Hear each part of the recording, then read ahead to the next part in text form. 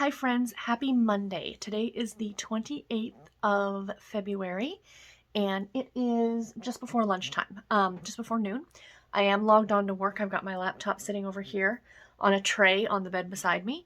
I am in my bedroom. Usually I would be in the book room, which is beside us, in this exact same chair, but I am working from home for the next at least couple of weeks, just for risk of infection and things like that. I've still got the bandage down here. I could probably take that off, but it's just everything rubs and it's just, I think it's cleaner. Like, it's open at the side, so the incision is getting some air, but it's still covered, that it's not scratched. Does that make sense? Anyway, bed's behind me. Sorry, this is a bit of a different angle for you.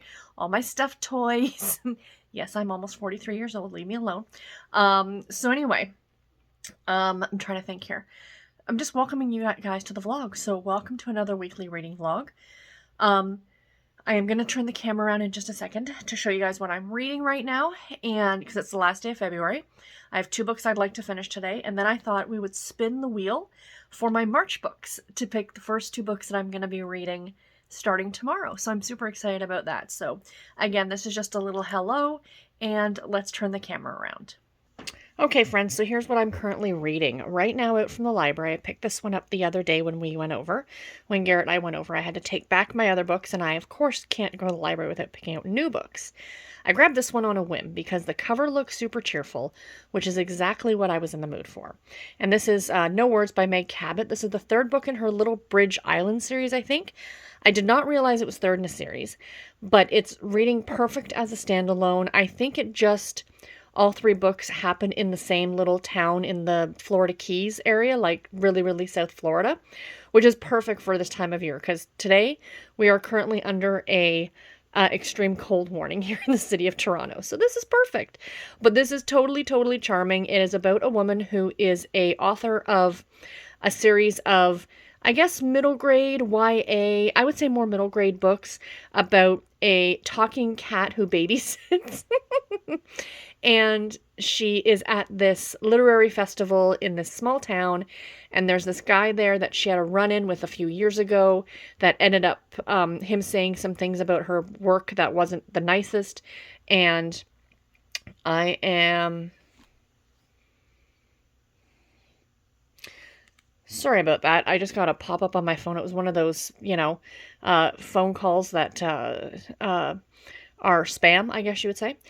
So anyway, she had a run-in with this guy, and his name is Will Price. And from listening to or reading what the kind of books he is, it's a Nicholas Sparks kind of a author. So this is all happening at this festival. I'm about halfway through it. I would really like to get this done today. It's actually reading very, very quickly, but I was super tired yesterday. I ended up sleeping like 4 hours yesterday, so I didn't get a lot of reading done, so I'm hoping to get this done today.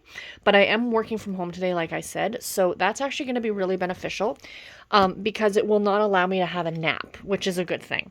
So over here, I am listening to an audiobook as well. I am listening to The Santa Suit by Mary Kay Andrews, which, yes, I know it is a Christmas book, but guys, this is so cute. So, so cute. I am loving this a lot. It is a novella, so as you can see, like, the time-wise, it's under 5 hours long. It is about a woman who moves to this small town, and it's just before Christmas, and there's a bunch of stuff left by the previous tenants, and one of the things was this Santa suit, and in the pocket of the Santa suit is a letter from a little girl back during the Vietnam War asking Santa to make sure her daddy comes home safe. And now she's on a trek to find this now woman. So that's what that one is about. So super, super cute. I will update you guys maybe tomorrow with my final thoughts on both those books. So for now, let's pick March's books. Let's see what we're going to start with for March. So I have my 2 spinning wheels, as you can see. Oh, you couldn't see, but you'll see in just a second. So this is my ebook and print book. So I don't have a lot of ebooks and print books for the month of March, but that is okay. Mostly audio because audio seems to be the way to go for me lately, and that is fine. Whatever helps you read at the end of the day. So the first book we're starting out with, is a mystery. Strangers on a Skein, and I can't remember who this is by, but it's, I think, the Black Sheep mystery series. So yes, I am very excited about this one. I shall have to take this one out from the library because I do not have a copy of it. And then on audio, we're going to start with, so here's the audio, you guys. Lots of audiobooks.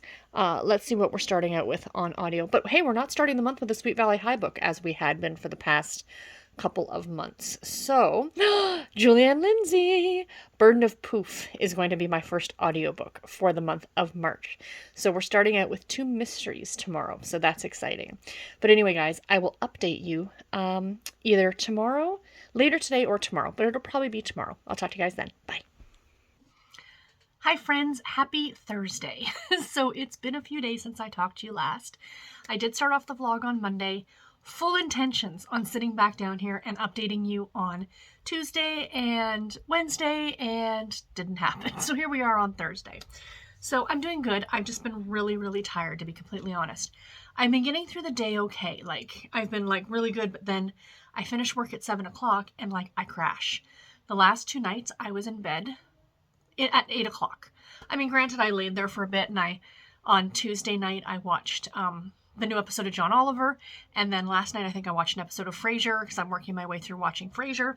So, yeah, that's a thing. So, I've just been really tired. I'm not hurting, which is good. I'm still bandaged up here, and that's strictly because until it fully heals, I don't want it rubbing on stuff. So it's not completely covered, like it is open to the air a bit. It's just covered enough to keep it from rubbing the scar, or the incision, if you will.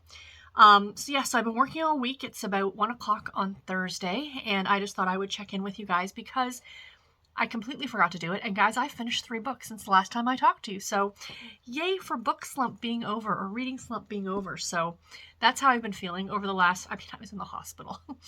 I have an excuse, but still, it feels good to be back reading again, you guys, to be completely honest. So what have I finished? So I finished 2 books on the last day of February. So I finished 2 books on Monday, and I finished 1 book already for the month of March. So that's exciting. So first off, the second last book I finished in February was The Santa Suit by Mary Kay Andrews. So this is labeled as a novella. It's around 220 pages long, which is the average length of a Harlequin romance novel, like a Harlequin Presents or a Harlequin whatever. So it's category length, if you will. I don't consider that to be a novella. However, when you're Miss Mary Kay Andrews and your average book is a 500 or 600 page beach read, I can see how 200 pages would be considered to be a novella. So I listened to this one on audio. It was super cute, you guys. This is anyone out there who is a Hallmark Christmas movie, Debbie Maycomer loving fan needs to read this story. So it's about a woman who divorces her husband and moves to this small town in North Carolina and buys, sight unseen, this farmhouse. She moves into this farmhouse. It's not exactly how it was pictured online. And all this stuff was left in the farmhouse from the previous owners. So when she's going through stuff in the bedroom, she comes across this box, and inside the box is a Santa suit. And in the pocket of the Santa suit is a letter from a little girl to Santa Claus, asking her to please bring her daddy home from war. And this would have been for the Vietnam War time period. So the story takes place in modern day, but the letter is from like the Vietnam War. So I guess the 70s, 60s. Sorry, I'm not up on my American war history. So anyway, our main character kind of puts it to herself to find out what happened, and the story goes from there. And it's a great little small town atmosphere. It's super adorable, super Christmassy. I don't know if you're somebody like me who can read Christmas stories all year long, or if not, make sure to put this one at the top of your Christmas reading list for this year, for 2022. It was an absolute delight. I gave it 4 stars. I really enjoyed it. Definitely check it out. And the other book that I finished in February, which actually ended up being, this is the last book I read in February and my favorite book of the month, Meg Cabot's No Words. So this is the 3rd book in the Little Bridge Island series, and this book was so adorable. Sorry for the glare, you guys. So this is about our main character named Jo, and Jo is an author. She writes a series of books about a kitty cat who babysits. And she's put out like 26 books in the series. She's a best-selling author. The book series has been turned into a Netflix adaptation, kind of an idea. And she's been invited to this little book festival on this small island called Little Bridge Island in the Florida Keys. She agrees to go. she's being paid a stipend, a pretty decent stipend, and she's trying to convince her father to move down to the Keys because they live in, or move down to Florida because they live in upstate New York, and the winters are very difficult on him. He slipped a couple times and broken his wrist, and she's concerned for his health and welfare, and she thinks that maybe having this money will go a little bit of a ways to try and get him to move down to Florida. So anyway, prior to the story starting, like a year or so before the story begins, our Joe, our main character, sorry, I drew a blank. Joe is at a novel convention, like a writer convention, kind of a literary, whatever. I don't know. What do you want to call it? A book festival. I mean, that's what the plot of this one is. So she's at this book festival and something happens. I don't want to get into exactly what it is, but she ends up getting bad-mouthed in the New York Times by a very, very famous adult author, an author of adult literature. The way the books are described, the way this author writes and this other author, his name is Will, is Nicholas Sparks. That's all when they first started describing the kind of books he writes, all I thought was Nicholas Sparks. There is a romance in there, but he doesn't call them a romance because they don't end with a happy ending. You know, somebody always dies. If you've read a Nicholas Sparks book, you know that's pretty much par for the course for him. So he ends up bad-mouthing her books in this newspaper, so she kind of has a hate on for him.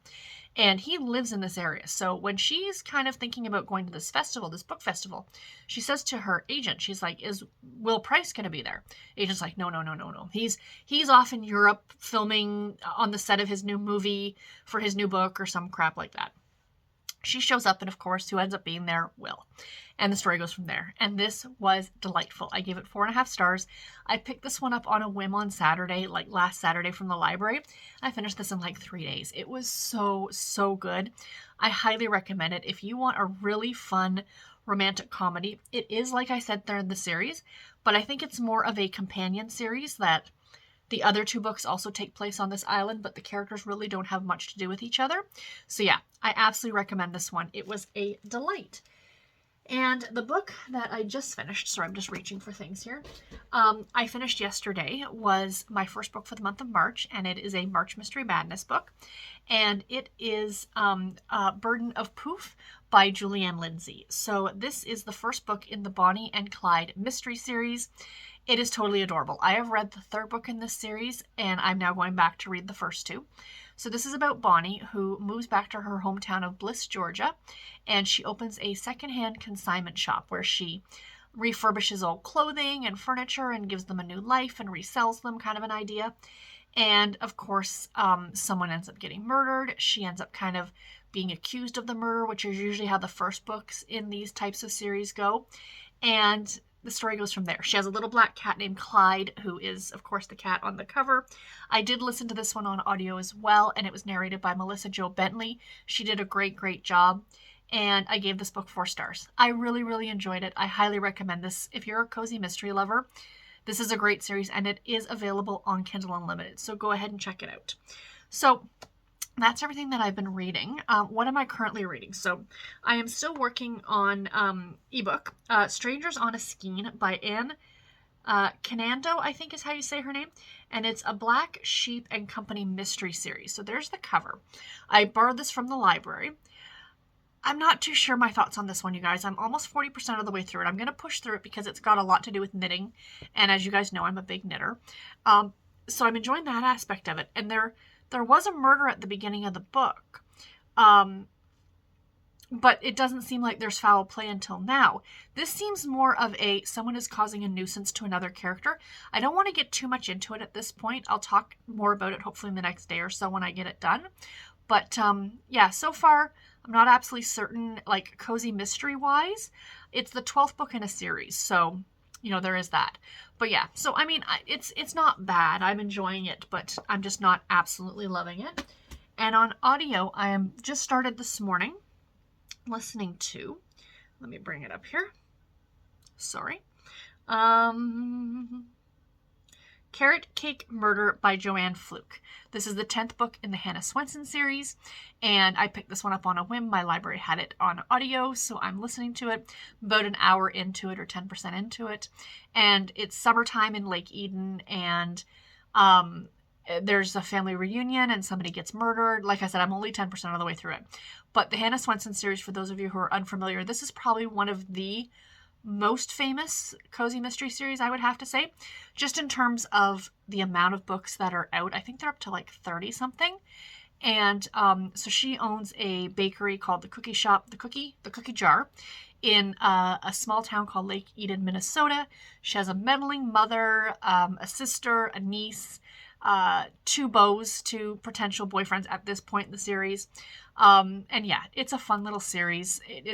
It's not a series I can read back to back to back, but to pick up one a couple times a year, absolutely. And they're delightful. So yeah, so that's what I'm currently reading, guys. But anyway, I will try my best to check in tomorrow and give you guys an update, and I will talk to you all then.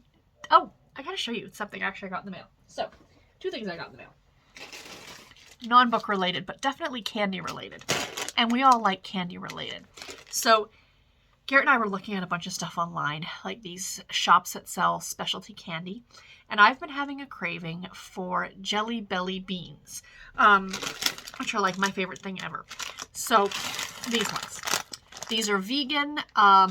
They are gluten-free, gelatin-free, fat-free, peanut-free. But they are delicious. They are like my favorite jelly beans ever. So I found these on Amazon. I could only get two, like you had to buy 2 bags. So I got both bags. So these will do me for a little while. So I got that.